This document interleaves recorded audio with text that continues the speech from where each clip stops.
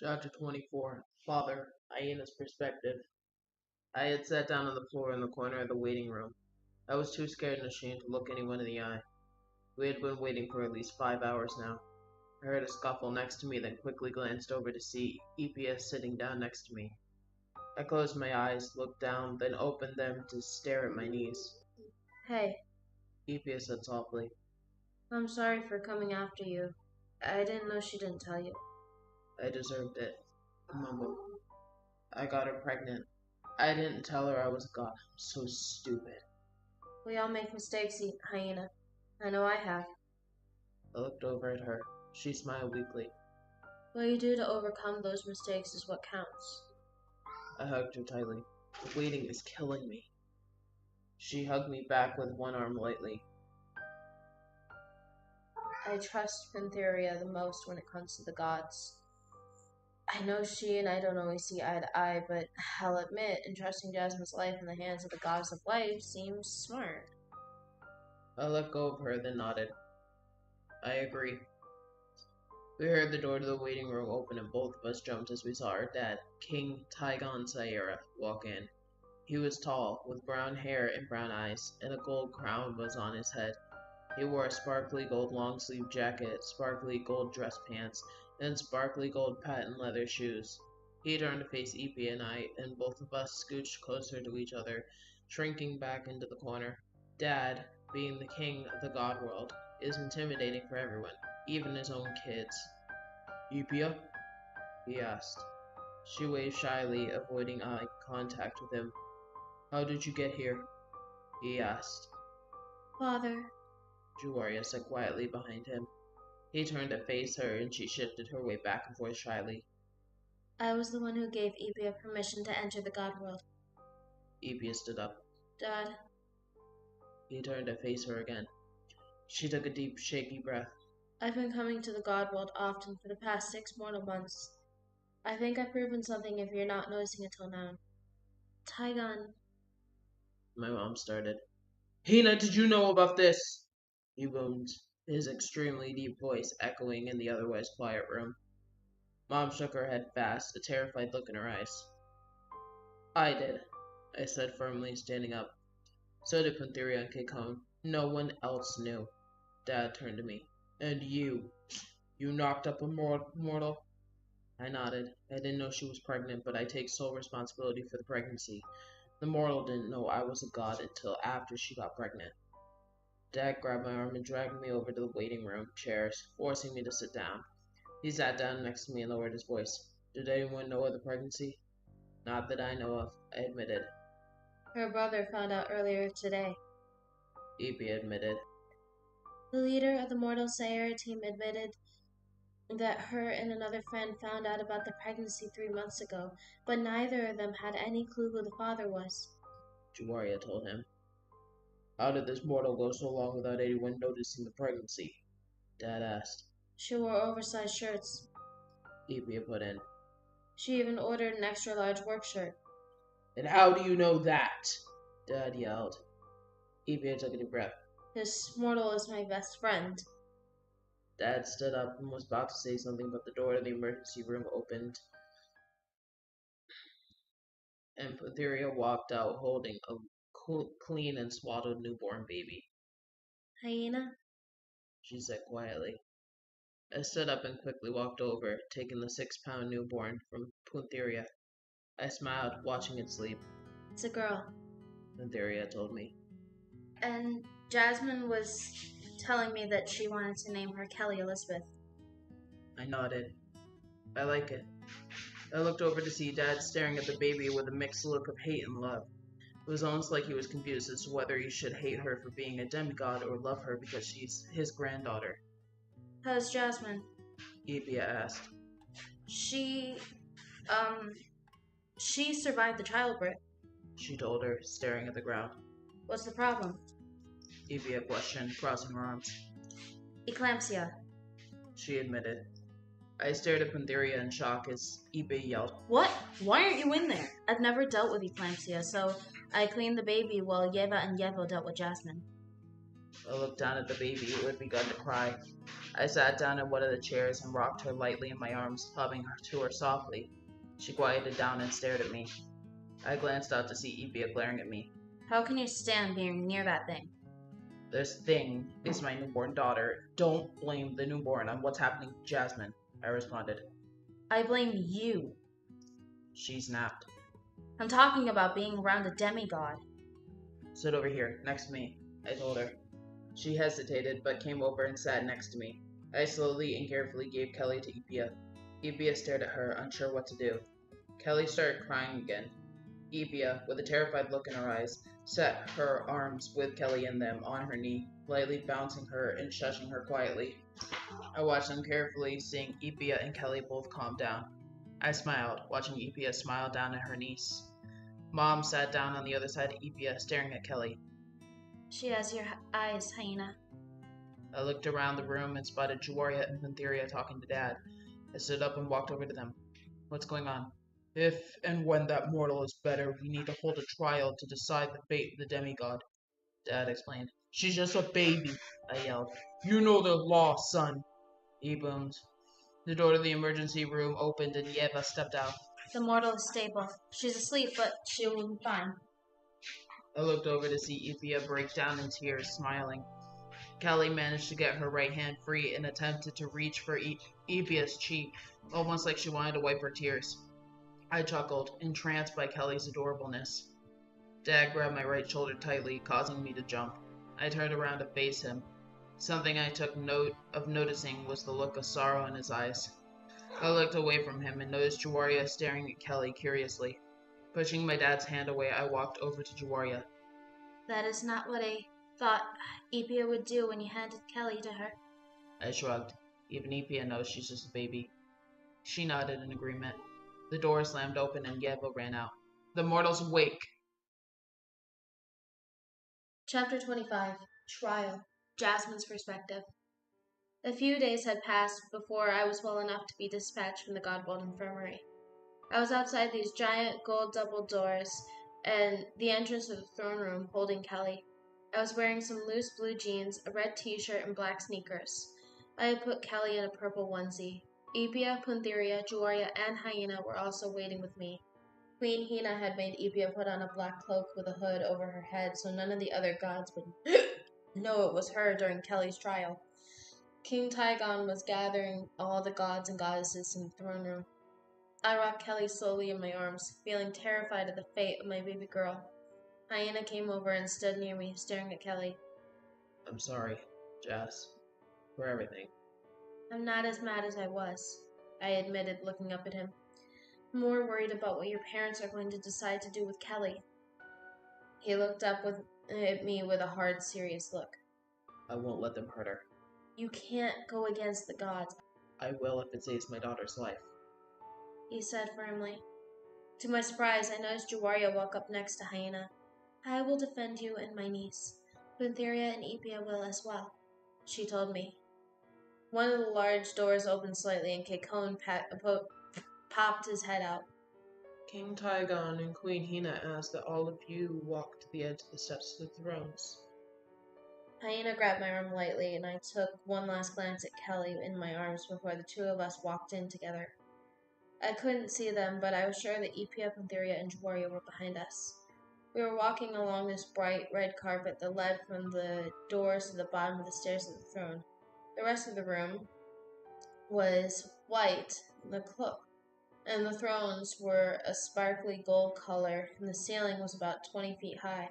There were 4 giant golden cat statues on each wall. The top of the statues were so tall that they were just shy of touching the roof.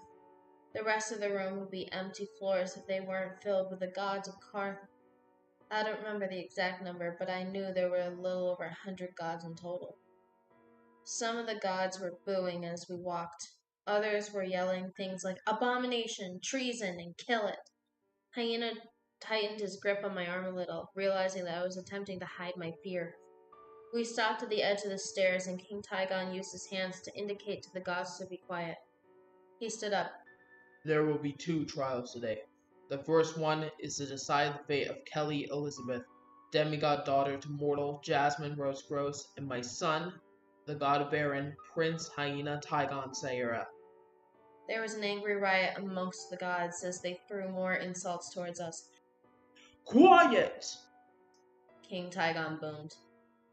I now ask the Miss Jasmine and Prince Hyena to address the other gods in the room and plead your case. Hyena and I turned to face all the angry gods. I took a deep breath, my heart racing, and stepped forward. Hyena let go of my arm. It's my fault. Hyena cut in, stepping up next to me.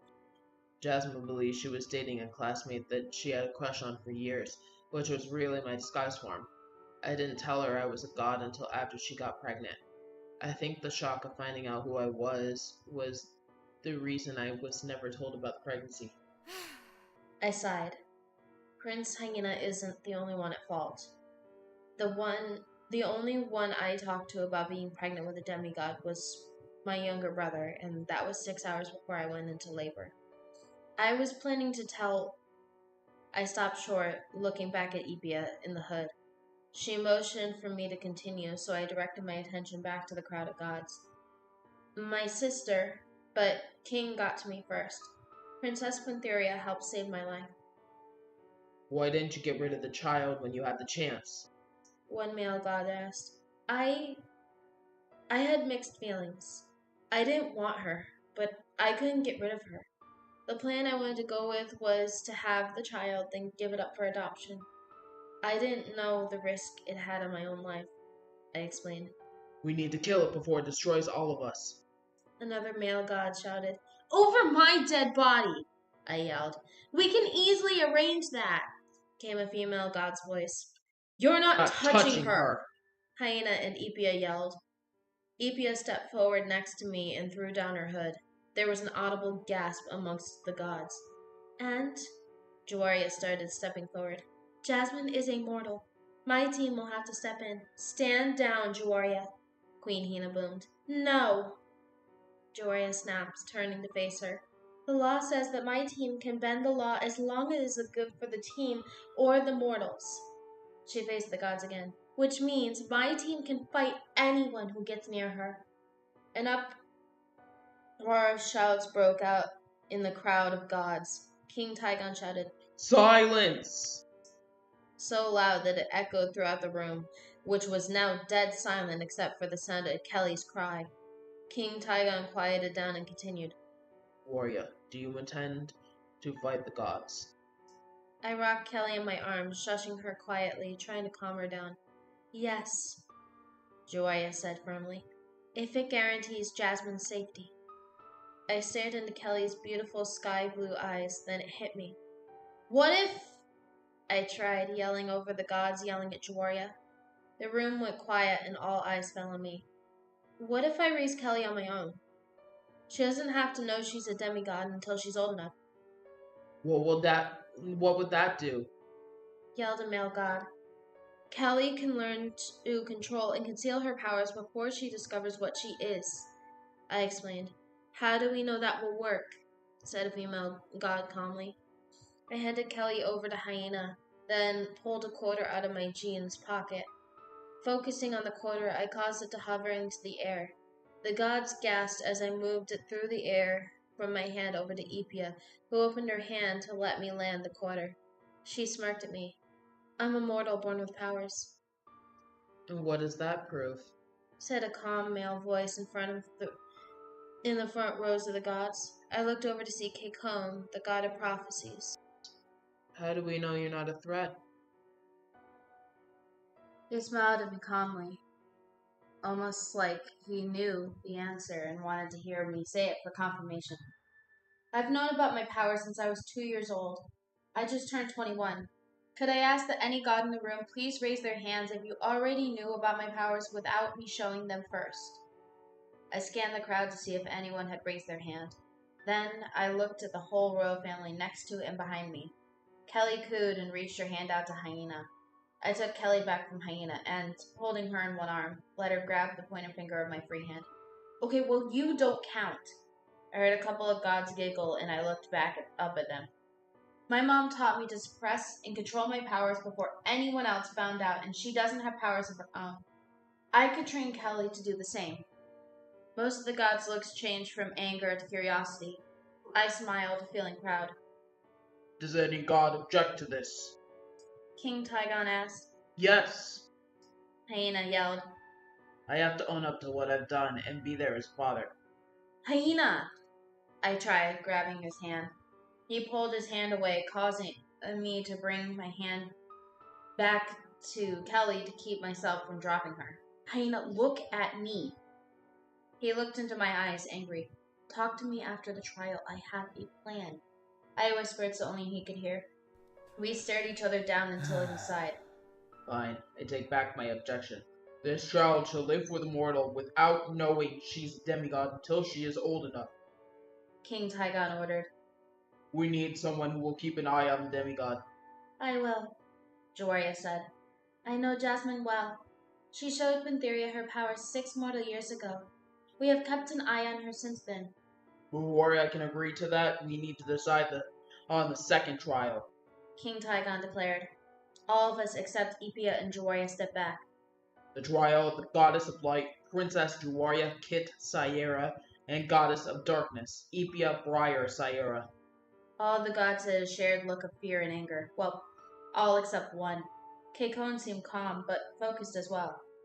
Princess Juwaria broke the law and let Lypye into the god world without my permission or knowledge. How long has this been going on? King Tygon asked. A year. Juwaria mumbled. Please speak up and address the room. He commanded. A year! Juwaria said loud and clear. There was a buzz and mumbles passed through the gods. I now ask that anyone who had knowledge of this crime please join Lypye and Juwaria up here. King Tygon commanded. Pantheria, Hyena, and I stepped forward. To my surprise, Keikon also walked up to join us. Explain to the room why the 4 of you didn't speak up. Pantheria spoke first.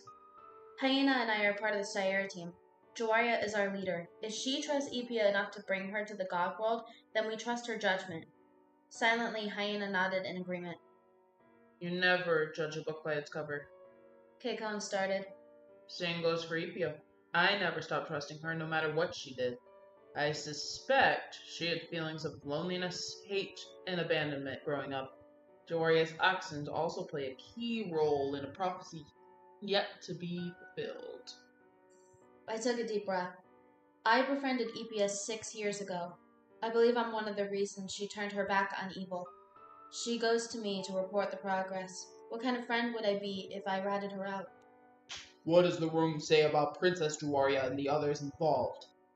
King Tygon asked. Treason! One shouted. Banishment! Shouted another. I looked over at Juwaria, who was staring at the floor, looking defeated. Pantheria wrapped her arms around Juwaria, embracing her in a hug. It's hard to believe that, after everything, this is how you break the pure, good-natured goddess of light.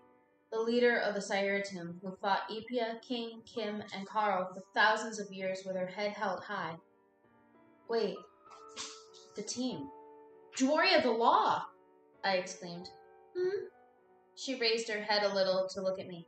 The law about your team, I told her. Her eyes lit up. You are right. She let go of Pantheria and stepped forward, addressing the room with a lot of power in her voice. The law for the Syara team says that we could bend the law if it's for the good of the team. The room was once again silent, all eyes on Juwaria. Lypye's team of immortals betrayed her 6 mortal years ago. Lypye found Jasmine and found goodness in the world. The 2 of them saved me and my team from the immortals. I realized that we needed a plan B, so the Mortal Syara team idea was released. They were just mortals, though. I proposed the idea to train Lypye to learn how the Syara team works as a plan C. When my team and I thought she was ready, we wanted to ask her to be on the team. Bringing Lypye to the god world was strictly so she could learn how the operations room works. Lypye and I stared at Juwaria. I don't think either of us knew that much. Keikon stepped up next to Juwaria. Princess Juwaria is right. Technically, no law has been broken. I watched the faces of all the gods change from anger to understanding. I noticed Yeba push her way to the front of the room. King Tygon, I think I speak for the whole room when I say that no punishment is needed. All the gods started nodding. Very well. King Tygon boomed. No law has been broken, therefore no punishment is needed. The trials have been completed.